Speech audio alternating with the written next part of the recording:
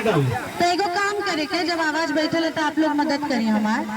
हम एक लाइन गाए, आगे का लाइन आप लोग गए, तो ऐसे तनी लोड कम हो जाए, ठीक है।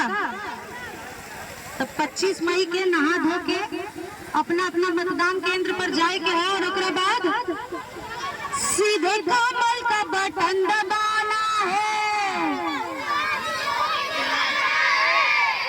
सीधे कमल का बटन दबाना है,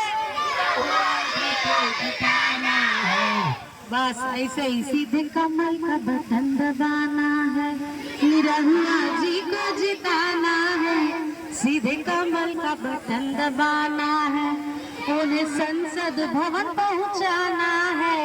काहे पहुंचाना है? काहे कि देखा लो, हमनी के प्रधानमंत्री श्री नरेंद्र मोदी जी तीसरा बार प्रधानमंत्री बनत आ रहे, हमें तो कोनो संकोचे नहीं है। तो अभी ये डिक्लेयर बाकी हुए प्रधानमंत्री बनी है, तो जब प्रधानमंत्री बनी है तो राष्ट्र के जौन जौन योजना चली उस सब योजना के लाभार्थी सबसे पहले हमनी के आजमगढ़ के लोग के बने के चाहिए ना। जब 5 साल से